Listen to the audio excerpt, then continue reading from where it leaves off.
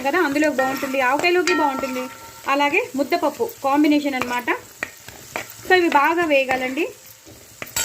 ఇవి ఒక్కసారి వేగిపోయాక కొంచెం కరివేపాకు వేసుకోవాలి.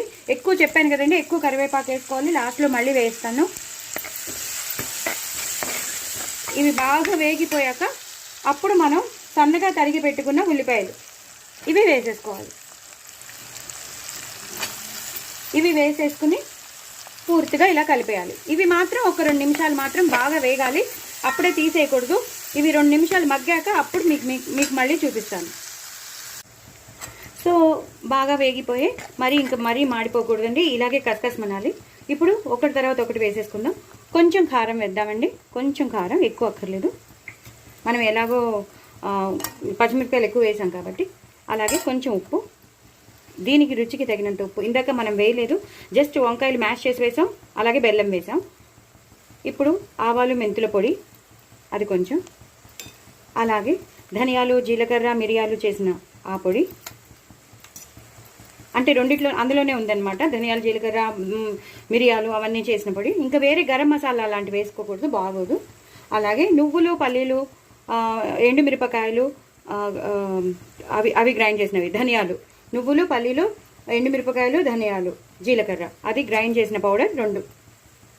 రోస్టెడ్ అండి, రోస్టెడ్ చేయాలి. అవి నూనె లేకుండా రోస్ట్ చేసినవి, నువ్వులు పల్లీలు ఎండుమిరపకాయలు ధనియాలు జీలకర్రని రోస్ట్ చేసిన పౌడర్. ఇదంతా బాగా ఇలా కలిపేసుకోవాలన్నమాట. ఈ పౌడర్స్ ఏవైతే మనం వేసామో అన్నీ బాగా కలిపేసుకోవాలి. కలిపేసుకున్నాక ఇప్పుడు లాస్ట్లో కొంచెం కరివేపాకు చెప్పాను కదా, అలాగే కొత్తిమీర చాలా చాలా మస్ట్ అండి, ఇది లేకపోతే అసలు అవ్వదు. సో మొత్తం అంతా కలిసిపోవాలండి. ఈ టైంలోనే మనం పచ్చిపులుసు మనం రెడీగా పెట్టుకున్నాం కదా, అది నేను ఇందులోకి వేసేస్తాను. ఎందుకంటే నేను ఒక చేత్తో మళ్ళీ డ్రాప్ చేయకుండా మొత్తం అంతా ఇందులో వేసేస్తున్నాను. యాక్చువల్లీ అందులో నేను తీసుకెళ్ళి ఈ పోపుని తీసుకెళ్ళి అందులో వేస్తాను, అలాంటిది నేను ఇందులో వేస్తాను. మళ్ళీ నేను వీడియో ఆఫ్ చేయకుండా చేసేద్దామని. అంతేనండి, అయిపోయింది పచ్చిపులుసు. చాలా చాలా టేస్టీగా ఉంటుంది, చాలా అంటే చాలా టేస్టీగా ఉంటుంది. 2 రోజులు ఉంటుంది. రేపటికి ఇంకా ఊరుతుంది అనమాట. చక్కగా ముద్దపప్పులో కానీ కందిపప్పు పచ్చడిలో కానీ కందిపొడిలో కానీ చాలా చాలా చాలా బాగుంటుంది. కందిపప్పు పచ్చడి కంపల్సరీ చేసుకునేవారు ఇదివరకు. సో తప్పకుండా చేసుకోండి. నా ఛానల్ మాత్రం సబ్స్క్రైబ్ చేసుకోవడం అస్సలు అస్సలు అస్సలు అస్సలు అస్సలు మర్చిపోద్దండి.